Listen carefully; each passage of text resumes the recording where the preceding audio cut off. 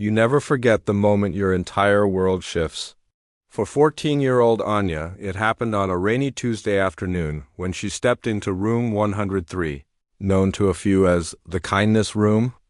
What started as punishment became the one thing that saved her. Before we dive in, if this story touches your heart, don't forget to hit that like button and subscribe to Everyday Grace, where we share real, raw, and uplifting stories that remind us of the power of small acts and big hearts. Now, let me take you into a story that just might change the way you see the world and yourself. The story begins. Anya was known in school for being difficult.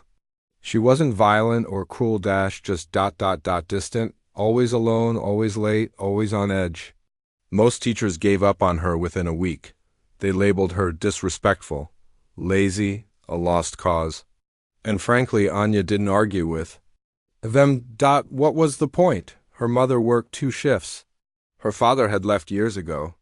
There were days she came to school hungry and left early, just to walk her little brother home before the neighborhood turned dark. But no one knew that.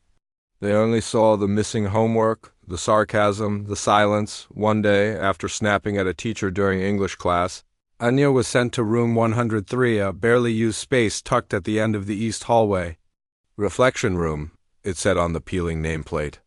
But students whispered another name, the kindness room. Inside, it was nothing like a punishment room.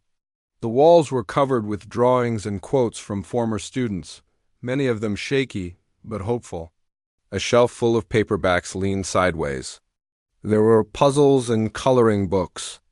A large corkboard said, "One kind thing someone did for you. Add yours." But most striking of all was the woman sitting at the desk, Ms. Rima. She didn't wear authority like a badge. She smiled softly and gestured Anya in without judgment. Greater than, "You don't have to talk," she said. "Just sit, breathe. This room isn't for fixing people. It's for remembering they don't need to be fixed." Anya didn't respond. She just sat. She stayed for the whole period. The next time, Anya was sent there again for talking back. Ms. Rima offered her tea. It was cheap, instant tea, but warm. Anya couldn't remember the last time someone made her anything warm without asking for something in return. Greater than, "You seem tired," Ms. Rima said. "You holding a lot, aren't you?" Something inside cracked. But Anya only nodded. Barely. Over the next few weeks, room 103 became a refuge. Not just for Anya, but for others like her. A hyperactive boy who couldn't sit still in math class. A girl who wore long sleeves even in summer to hide the bruises. A quiet boy whose parents didn't believe in therapy. All misfits, misunderstood, misplaced. In that room, no one asked what was wrong with them. They only asked, "What happened? Do you need to breathe? Want to write it down? Want to just sit?" Anya slowly opened up, not in grand confessions, but in borrowed books returned dog-eared. In notes pinned to the corkboard, "My little brother hugged me today. Someone said I look like sunshine. I finished a story. I want to write more." But kindness didn't solve everything. One day, Anya came in trembling. Her mother had collapsed at work. Her little brother was crying, hungry, scared. She had no one to call. Not a single adult who would answer. She sat in room 103, tears silent but steady. Ms. Rima didn't offer cliches. She offered her car, her presence. She drove Anya to the hospital, waited with her, bought her a sandwich. Called social services not to report but to support. For the first time, someone stood up with her instead of against her, and when her mother recovered and life slowly stabilized, Anya did something no one expected. She asked if she could come to room 103 just to help.